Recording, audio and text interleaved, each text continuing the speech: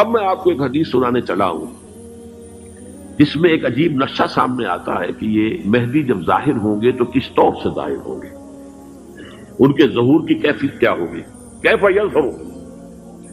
یہ روایت ہے حضرت ام سلمہ سے رضی اللہ تعالی عنہا، حضور کی زوجہ محترمہ ہیں، فرماتی ہیں ام سلمہ عن النبی صلی اللہ علیہ وسلم قال یکون اختلاف عند موت خلیفۃ۔ حضور نے فرمایا ایک خلیفہ کی موت پر اختلاف واقع ہو جائے گا، خانہ جنگی ہو جائے گی۔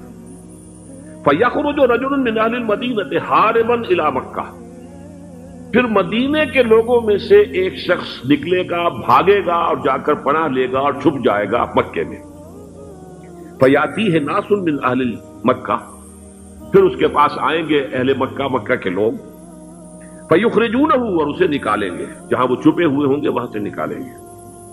وَهُوَ كَارِهٌ، اور وہ بالکل اس کو پسند نہیں کر رہے ہوں گے، نہ وہ خواہش مند ہوں گے کہ ان کے وہ ہاتھ پر بیعت کی جائے، نہ وہ یہ چاہیں گے کہ وہ میدان میں آئے اور ان کو جو ہے اپنا لیڈر مانا جائے۔ وَهُوَ كَارِهٌ فَيُبَايِعُونَهُ بَيْنَ الرُّكْنِ وَالْمَقَامِ، لیکن لوگ جو ہے پھر اصرار کے ساتھ ان کے ہاتھ پر بیعت کریں گے رکن اور مقام کے درمیان۔ رکن وہ کونا ہے خانہ کعبہ کا جس میں حجر اسود لگا ہوا ہے، اور مقام ابراہیم جو ہے، ان دونوں کے مابین جو یہ علاقہ ہے یہاں پر وہ بیعت ہوگی۔ وَيُبْعَثُ إِلَيْهِ بَعْثٌ مِّنَ الشَّامِ، ان کے خلاف ایک لشکر بھیجا جائے گا شام سے۔ نہیں کہا جا سکتا کہ باسی حکومت اس وقت کی جو ہے اس کی طرف سے کوئی مسئلہ اس طرح کا اٹھ کھڑا ہو، اس لیے کہ ابھی تو بہرحال باسی حکومت وہاں ہے۔ فَيُخْسَفُ بِهِمْ بِالْبَيْضَاءِ بَيْنَ مَكَّةَ وَالْمَدِينَةِ، لیکن اللہ تعالیٰ اس لشکر کو مکے اور مدینے کے درمیان وادی بیضاء میں دھسا دے گا، زمین کے اندر پورے کے پورے لشکر کو۔ فَإِذَا رَأَى النَّاسُ ذَلِكَ، جب لوگ یہ دیکھیں گے اتنی بڑی نشانی ظاہر ہو گئی، أَتَاهُ أَبْدَالُ الشَّامِ وَعَصَائِبٌ من العراق فَيُبَايِعُونَهُ، اب شام سے سارے کے سارے جو اولیاء اللہ ہیں وہ بھی آئیں گے، اور عراق سے جوق در جوق لوگ آئیں گے اور ان سے بیعت کریں گے۔ وَيَعْمَلُ فِي النَّاسِ بِسُنَّةِ نَبِيِّهِمْ، پھر وہ عمل کریں گے لوگوں کے مابین، حکومت کریں گے اپنے نبی کی سنت کے مطابق۔ وَيُلْقِي الْإِسْلَامُ بِجَرَانِهِ، اور اسلام اپنی گردن زمین پر ٹکا دے گا۔ وَالْأَرْضَ فِي الْأَرْضِ، زمین میں۔ فَيَلْبَسُ 7 سنین، پھر وہ 70 برس تک حکمران رہیں گے، 7 برس تک حکمران رہیں گے۔ ثم یتوفا، پھر ان کا انتقال ہوگا۔ ویصلی علیہ المسلمون، اور مسلمان ان پر نماز پڑھیں گے۔ یہ جو میں نے آپ کے سامنے نقشہ کھینچا ہے، اس سے اب میں ایک نتیجہ نکالتا ہوں، اسے بھی میرا گمان کہیے، اختلاف بھی کر سکتے ہیں آپ، اگر اس کو وزنی سمجھے تو قبول بھی کر سکتے ہیں۔ وہ یہ ہے کہ میرے نزدیک شاہ فہد کے انتقال پر لا محالہ یہ صورتحال پیدا ہو جائے۔ ولی عہد وہاں ہے عبداللہ بن عبدالعزیز، امریکہ کو وہ پسند نہیں کرتے اور امریکہ انہیں پسند نہیں کرتا، یہ بالکل تش تش باندھ ہے۔ امریکہ نے لازماً جس طریقے سے اپنے پنجے گاڑے ہیں سعودی عرب کے اندر، اپنا فوجی اڈا بنایا ہے، تو آسانی کے ساتھ وہاں سے اپنے پنجے ہٹانے کے لیے تیار نہیں۔ ایک حدیث میں آتا ہے قرن الشیطان، نجد سے شیطان کا سینگ برآمد ہوگا، وہ شیطان کا سینگ ہے، جو میزائل وہاں پر لگے ہوئے ہوں گے اس وقت، در حقیقت وہ سارے کے سارے جو ہیں وہ شیطان کے سینگ ہیں۔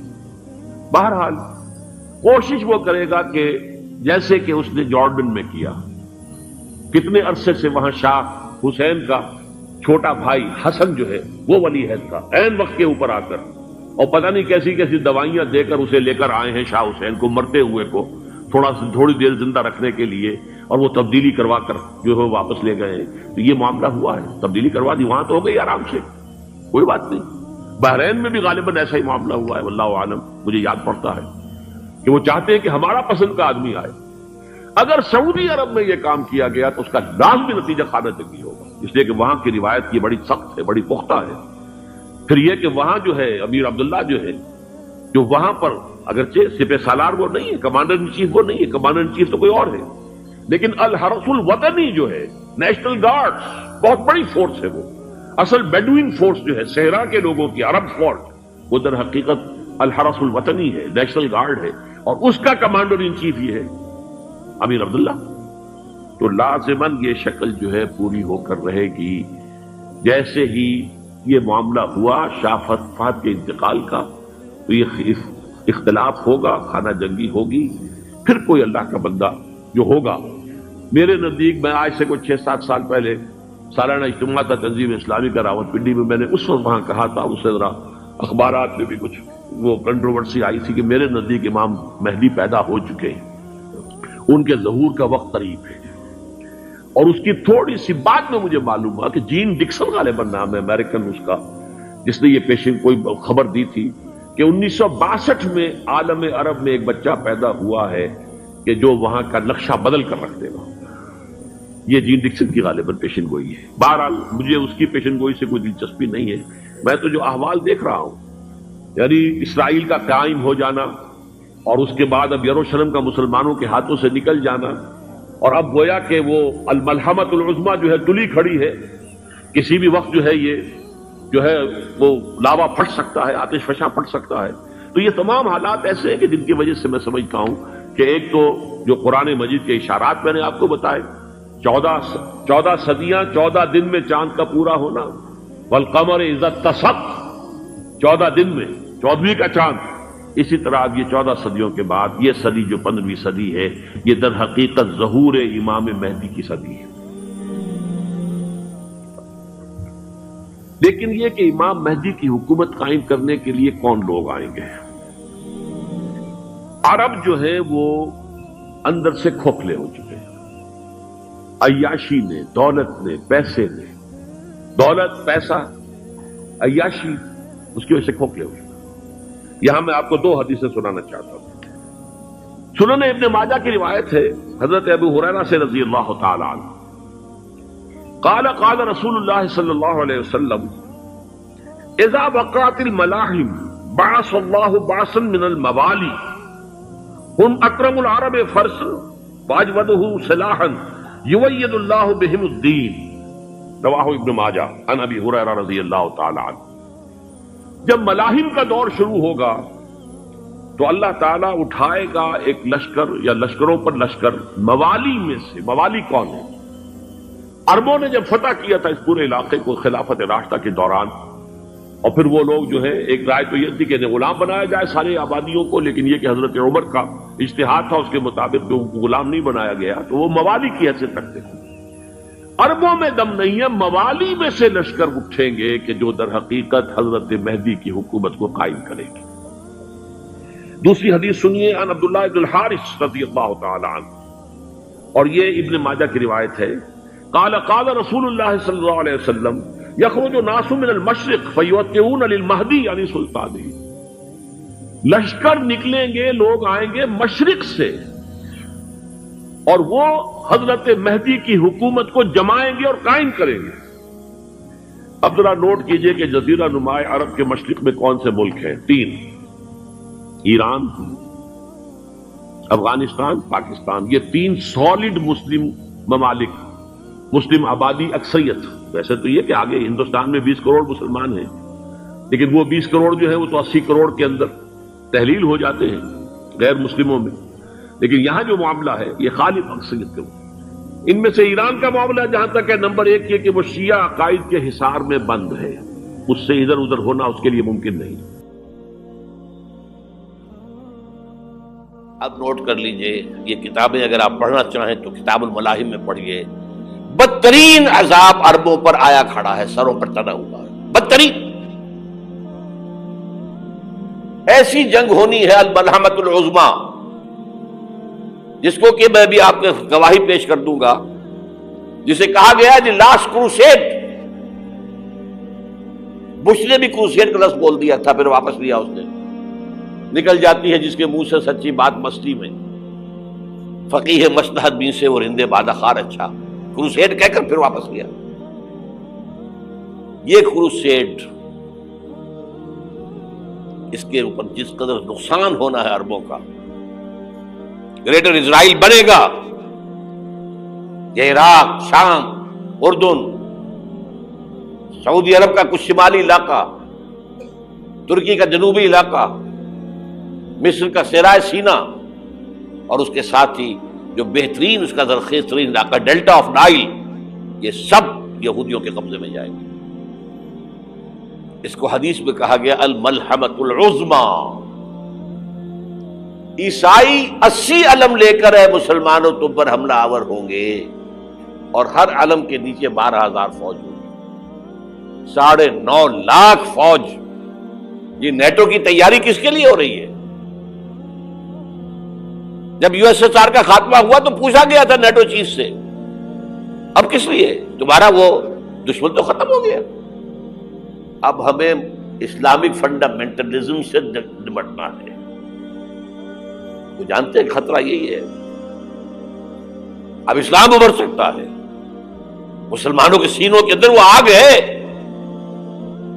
اوپر خاکستر آ گیا ہے، تمہیں اٹھانا بیٹھنا، یہ اندر تو انگارہ ہے، اوپر سے راکھ ہے، اس سے دھوکہ نہ کھا جانا ان کے دلوں کے اندر۔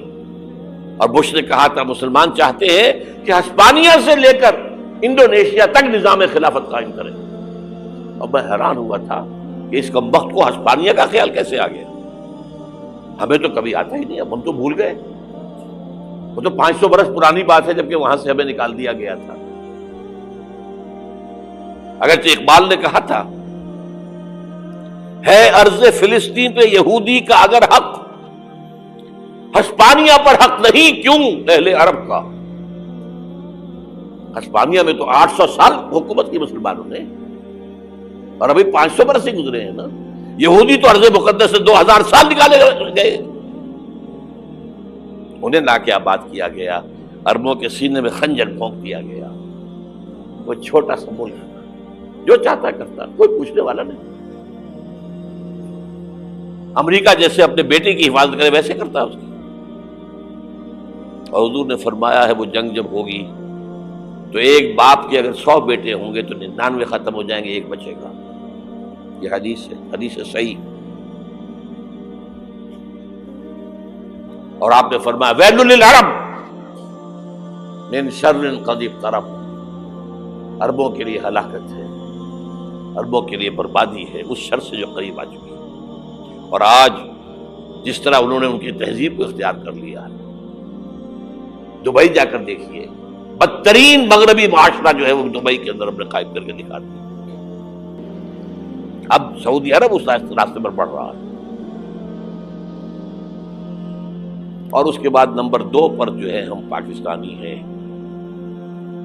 لیکن میں اس کے وہ پہلی بات جو کہہ رہا ہوں وہ تو یقینی ہے، اس میں تو احادیث صحیحہ موجود ہے۔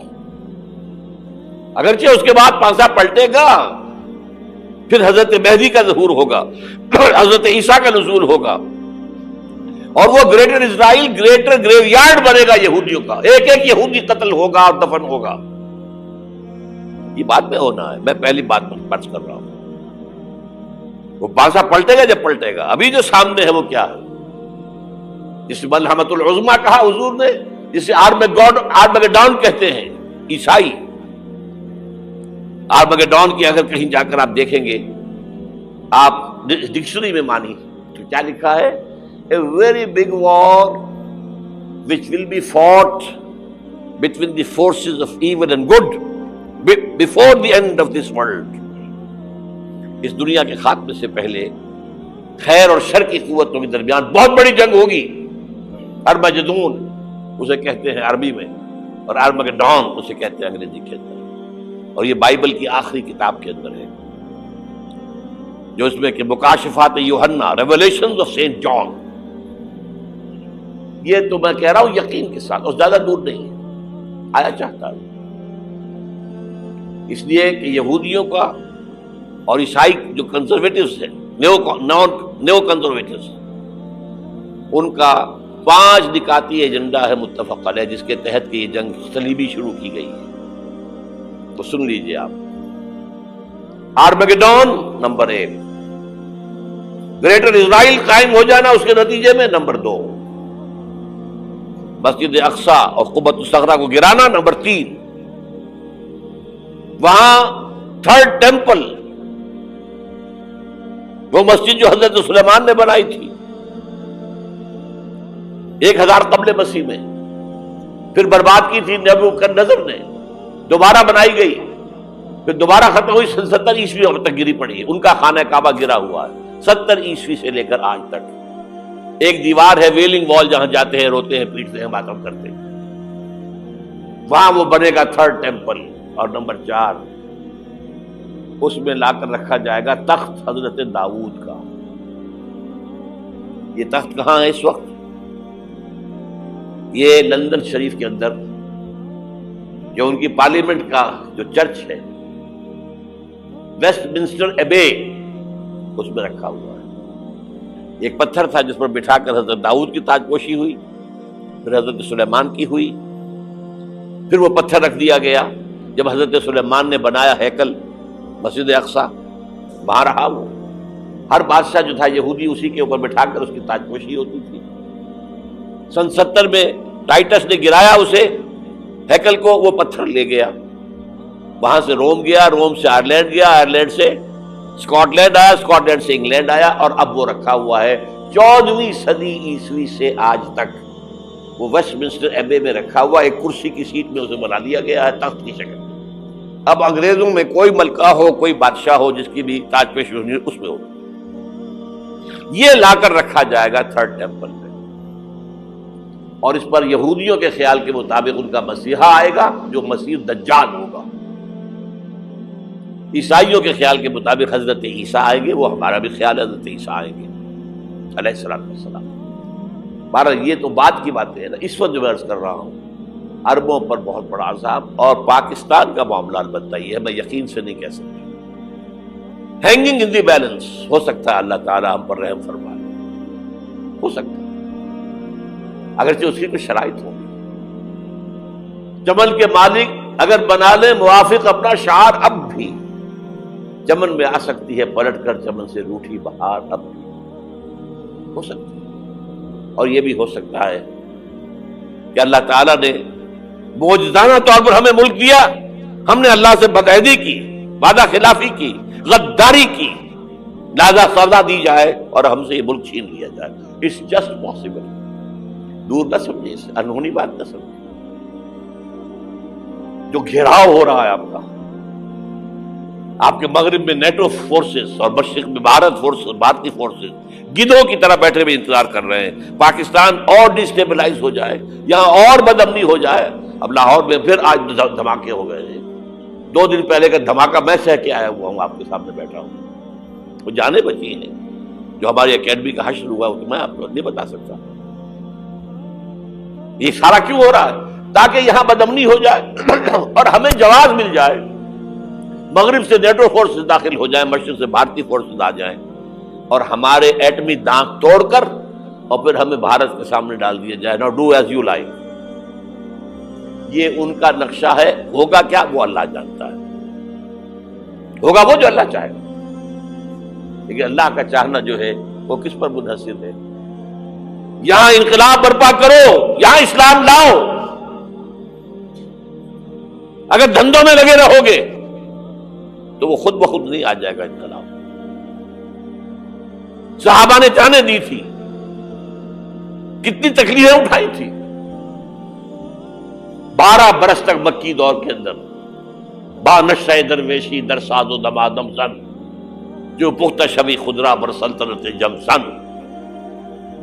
یوم طائف یاد ہے جو حضرت عائشہ فرماتی ہے کہ میں نے پوچھا تھا حضور سے کہ یوم احد سے زیادہ سختی بھی آپ پر کبھی آئی؟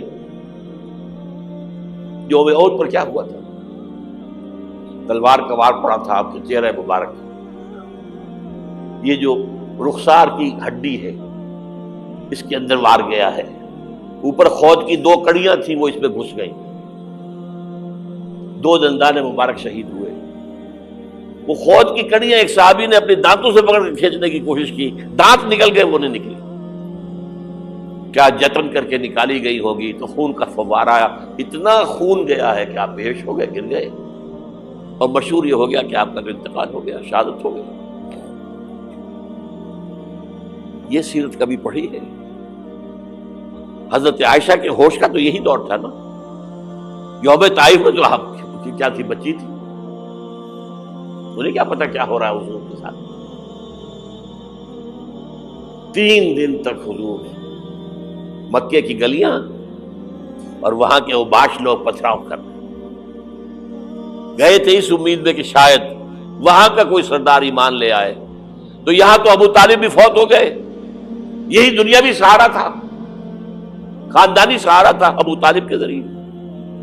اور گھر میں ایک دلجوئی کرنے والی رفیقہ حیات تھی، وہ بھی، ان کا بھی انتقال ہو گیا. آپ نے کہا یہ عام الحزن ہے، اب تو سب کو طے ہو گیا قریش کو کہ اب جیسے قتل کر دو. اسی لیے آپ گئے طائف، شاید وہاں کا کوئی بڑا سردار مانے، ایمان لے آئے مجھ پر، تو میں اپنا مرکز ادھر شفٹ کر دوں. تینوں سے ملے ہیں، تینوں نے وہ جواب دیے ہیں، نکل جاؤ یہاں سے، میں تمہارے ساتھ بات بھی کرنے کو تیار نہیں. اچھا، تمہارے سوا کوئی نہیں ملا تھا اللہ کو نبی بنا کر بھیجنے کے لیے؟ دیکھو جاؤ، میں بات نہیں کرنا چاہتا، ہو سکتا ہے میں بے عزتی کر بیٹھوں، اور واقعی تم اللہ کے نبی ہو تو میں مارا جاؤں گا، جاؤ جاؤ جاؤ. یہ سلوک محبت کے ساتھ ہوا ہے. اور پھر چھوکروں کو، اسٹریٹ ارچنز جنہیں آپ کہتے ہیں، اشارہ کیا، خبر لو ان کی، پتھراؤ ہو رہا ہے. ساتھ کوئی ہے ہی نہیں، ایک آدمی صرف، زید ابن حارثہ. اب سامنے سے پتھر آ رہے ہیں تو حضرت زید آگے آ جاتے ہیں، ڈھال بنتے ہیں، مجھے لگے پتھر حضور کو لگے، اب پیچھے سے آ رہے ہیں. چاروں طرف سے تو ڈھال نہیں بن سکتا ایک شخص، جسم لہو لہا، خون جا کر جوتیوں میں جم گیا ہے، جوتی اتر نہیں دی. پھر وہاں سے واپسی پر جو دعا مانگی ہے، اللہم الیک اشکو ضعف قوتی وقلت حیلتی وہوانی علی الناس. اے اللہ تیری جناب میں فریاد لے کر آیا ہوں اپنی قوت کی کمی کا، اپنے وسائل کی کمی کا، اور جو ذلت و خواری ہو رہی ہے لوگوں کے سامنے. الا ملتقننی، مجھے کس کے حوالے کر دیا ہے؟ الا بعیدی یتجہمنی، یہ میرے اوپر ہجوم کر کے آ جائے، حملہ کرے. اور عدو من لگتا امرے، یہ دشمن کے حوالے میرا معاملہ کیا، جو چاہے کرتے وہ. لیکن پھر عبدیت غالب آتی ہے. ان لم یکن علی غضبک فلا ابالی، اللہ اگر تو ناراض نہیں ہے تو مجھے کوئی پرواہ نہیں. سر تقسیم خم ہے جو مزاج یاد میں آئے، مجھے اندیشہ یہ ہے کہ تو ناراض تو نہیں ہوگی. یہ تکلیفیں جھیلی ہے. سینکڑوں صحابہ نے جانوں کا نذرانہ پیش کیا ہے. احزاب کی جنگ میں فاقوں پر فاقے ہو رہے تھے، اور ان فاقوں کی حالت میں خندق کھودنے کا حکم ملا ہے. لوگوں کی کمریں دوہری ہو رہی ہیں، پتھر باندھے ہیں اپنے پیٹوں سے، اپنی چادروں کے ساتھ کس کر کمر دوہری نہ ہو جائے. اور جب صحابہ کدالیں چلا رہے ہیں تو کیا کہہ رہے ہیں؟ نحن الذین بایعوا محمدا علی الجہاد ما بقینا ابدا، اللہم لا عیش الا عیش الاخرہ. صحابہ کہتے تھے ہم وہ لوگ ہیں جنہوں نے محمد سے بیعت کی ہے کہ جہاد کرتے رہیں گے جب تک جان میں جان نکل جائے تو بات اور، جان ہے، چاہے ابھی بھوک سے کمر دوڑی ہوئی جا رہی، جان تو ہے. اور ایک دفعہ کہتے تھے اللہم لا عیش الا عیش الاخرہ، اللہ عیش، زندگی تو آخرت کی زندگی ہے. اور حضور فرماتے تھے، حضور کے بیٹھے ہوئے نہیں تھے گاؤں تک کیا لگا کر، پتھر اٹھا اٹھا کر خندق میں سے لے جا کر باہر پھینک رہے تھے. جب صحابہ کہتے ہیں اللہم لا عیش الا عیش الاخرہ، حضور فرما رہے ہیں فاغفر الانصار والمہاجرہ، اے اللہ ان انصار اور مہاجرین کی مغفرت فرما دو. پھر حضور کی خدمت میں کچھ لوگ آئے، حضور اب یہ فاقہ ناقابل میں برداشت ہو گیا، دیکھیے ہم نے یہ پتھر باندھے ہوئے اپنے پیٹوں کے ساتھ. حضور نے کرتا اٹھا کر دکھایا، وہاں 2 پتھر بندھے ہوئے. یہ ہے سیرت النبی. آپ کس چیز کو سیرت النبی سمجھتے ہیں؟ بہرحال اس موضوع پر میری ایک کتاب ہے منہج انقلاب نبوی، کہ انقلاب کیسے آیا تھا. اگر دل میں ذرا بھی آرزو پیدا ہو گئی ہو کہ اللہ قبول کر لے مجھے بھی، مجھے قبول کر لے اس کام کے لیے، تو وہ کتاب آپ کے لیے مسٹ ہوگی، اس کا پڑھنا. یا ایھا الذین الذين آمنوا إذا قمتم إلى الصلاة فاغسلوا وجوهكم وأيديكم إلى المرافق وامسحوا برؤوسكم وأرجلكم إلى الكعبين وإن كنتم جنبا فاطهروا وإن كنتم مرضى أو على سفر أو جاء أحد منكم من الغائط أو لامستم النساء فلم تجدوا ماء فتيمموا صعيدا طيبا فامسحوا بوجوهكم وأيديكم منه ما يريد الله ليجعل عليكم من حرج ولكن يريد ليطهركم وليتم نعمته عليكم لعلكم تشكرون واذكروا نعمة الله عليكم وميثاقه الذي وثقكم به إذ قلتم سمعنا وأطعنا واتقوا الله إن الله عليم بذات الصدور يا أيها الذين آمنوا كونوا قوامين لله شهداء بالقسط ولا يجرمنكم شنآن قوم على ألا تعدلوا اعدلوا هو أقرب للتقوى واتقوا الله إن الله خبير بما تعملون وعد الله الذين آمنوا وعملوا الصالحات لهم مغفرة وأجر عظيم والذين كفروا وكذبوا بآياتنا أولئك أصحاب الجحيم يا أيها الذين آمنوا اذكروا نعمة الله عليكم إذ هم قوم أن يبسطوا إليكم أيديهم فكف أيديهم عنكم واتقوا الله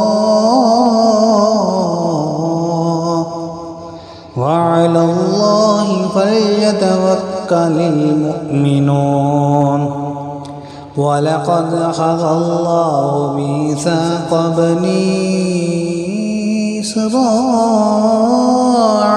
وبعثنا منهم 12 نقيبا وقال الله إني معكم لئن أقمتم الصلاة وآتيتم الزكاة وآمنتم برسلي وعزرتموهم وأقرضتم الله قرضا حسنا لأكفرن عنكم سيئاتكم ولأدخلنكم جنات تجري من تحتها الأنهار فمن كفر بعد ذلك منكم فقد ضل سواء السبيل فبما نقضهم ميثاقهم لعناهم وجعلنا قلوبهم قاسية يحرفون الكلم عن مواضعه مواضعه ونسوا حظا مما ذكروا به اگر یہ بیان پسند آیا تو ویڈیو کو لائک کریں، شیئر کریں اور ہمارے channel Islamic info with Alisha Rana کو سبسکرائب کرنا نہ بھولیں۔ آپ کا ایک شیئر سے کسی کی زندگی بدل سکتی ہے۔ جزاک اللہ خیر، ملتے ہیں اگلی ویڈیو میں۔